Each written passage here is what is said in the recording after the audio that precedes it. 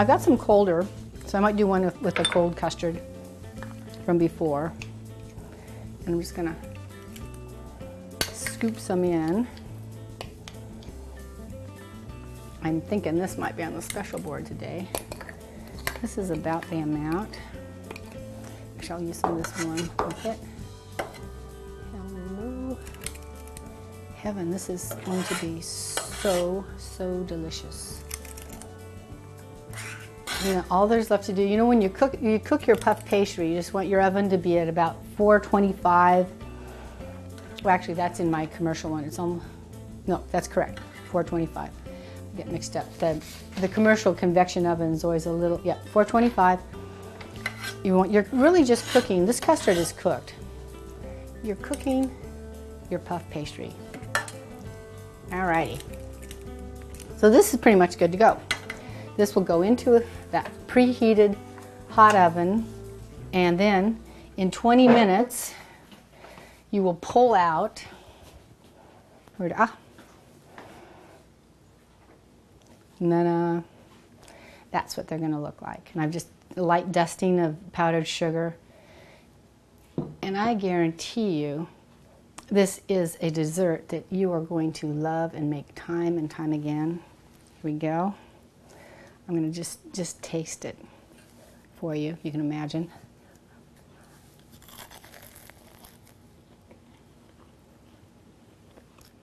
Holy cow. It's so good. And I know it's good. Excuse me for talking with my mouth full. It surprises you every time, even though you know it's coming. It's delicious. You serve this at your next dinner party or for your sweetheart, and you're going to be a huge hit. So with the custard tart, during the Cherry Festival here in the Dalles, I put a twist on it. And you can do almost anything you want, although it's delicious without anything.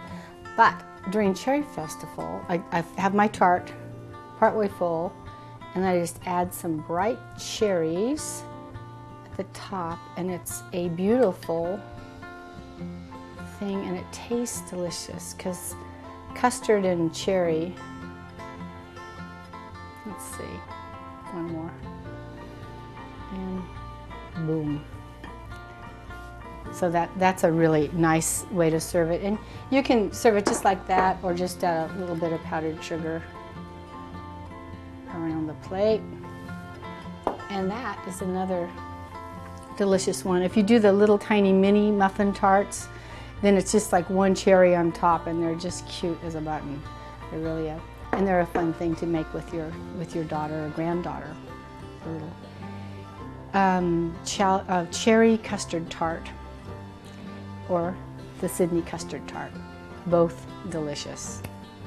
So that's one beautiful way of presenting it. Now, if you wanted to do the trifecta of wonderful ways of serving, I'm going to do it over here in case I make a mess. Ganache. Who doesn't like ganache? And we'll just do a little stripe. Don't worry about that on the marble. I will clean that up later. In fact, oh my gosh, this is going to be so delicious. So here we go. You've got one straight up, Sydney Custard Tart. You have the beautiful, the Dalles Cherry Custard Tart, seasonal favorite here in the Dalles. And who doesn't love a drizzle of ganache on a Sydney Custard Tart? I know I do. I love it. You know what? It's just up to your own imagination. It's beautiful on its own, or you can mix it up with whatever you like. Whatever fruits seasonal and happening in your garden, add it to your custard tart, make it your own. Okay, so there you go, Sydney Custard Tarts at the Anzac Tea Parlor. Doesn't get any better than that. You know what truffles are? They're bittersweet chocolate ganache. They're ganache. And this should be a little bit chilled, a little bit more.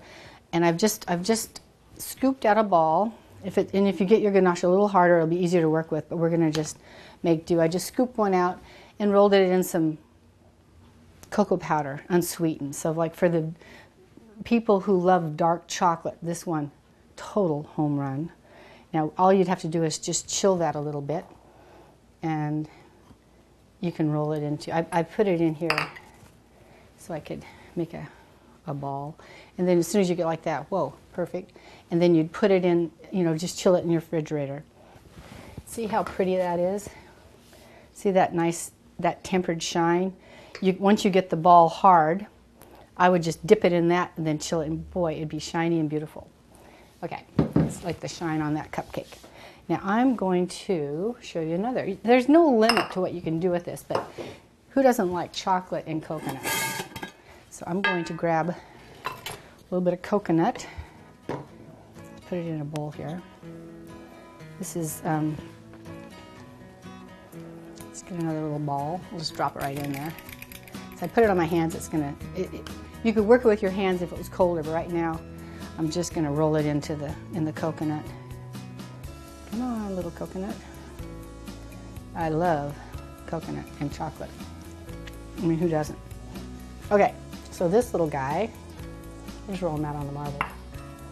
And then you could just line those up on your parchment and do a whole bunch of, put them in your fridge and just make a nice little arrangement with whatever you like. And there you go. There's a few more ideas with chocolate ganache. The sky's the limit. It's just up to you. Get creative. And it doesn't matter what you come up with because it's so darn delicious. It'll make you look like a genius every time. So thanks for watching Tea Time.